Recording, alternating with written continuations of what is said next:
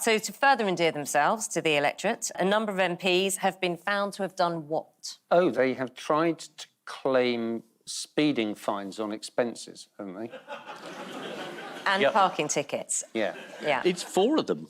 And a government minister. Presumably these people went for the points and went for the fines because they didn't want to do speed awareness courses, didn't they? Because presumably they were available.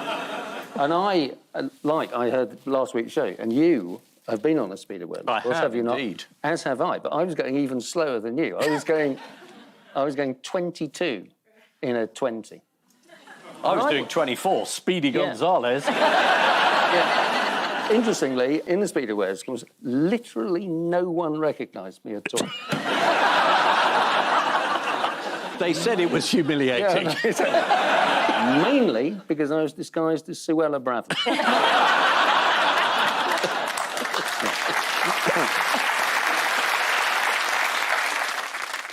He's only handing over his WhatsApp messages from 2021, from when he changed phones. So, yes. Is that right? So a lot of the messages we're not going to see, and the original phone he had, he was on a boat with Rebecca Vardy. Yeah.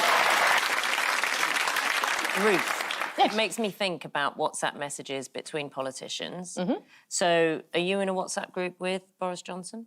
I'm not in a WhatsApp group with Boris Johnson, but I do co-chair his Appreciation Society with Nadine Dorries. So have you ever WhatsApped Boris? Yes, but in his old phone. I don't think...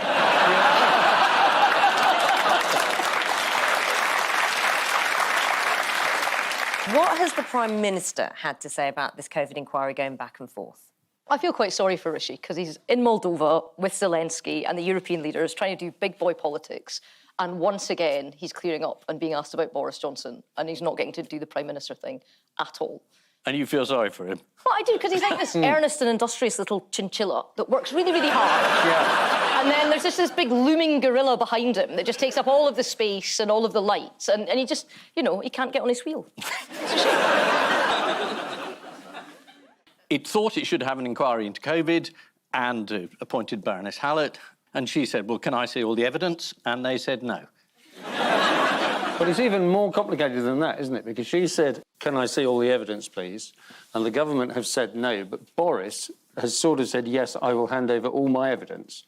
And he's handed it over to the government, but the government haven't released it. And the reason he has handed all his over is because he kind of wants Rishi to hand over all of his evidence and all his messages, presumably including loads during lockdown, which went, oh, that bastard next door's having a party again. This is the news that the deadline for submitting requested information to the COVID inquiry has passed, and the whole government and Boris Johnson have been arrested. So sorry, hang on. There's an alternative ending. Nothing's happened. But also, if you have an inquiry, it tends to be up to the person chairing the inquiry what's relevant. If you say to someone who's committed a crime, is there anything relevant? And they go, oh, no. Oh, no, you don't want to see any of that. You don't believe them. So if the government sets up an inquiry, it's presumably got to give over all the stuff. I think by the time this goes out, they'll have backed down.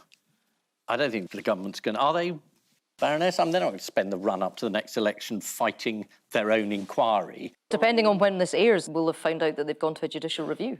It'll certainly be sorted out by the time this is on Dave.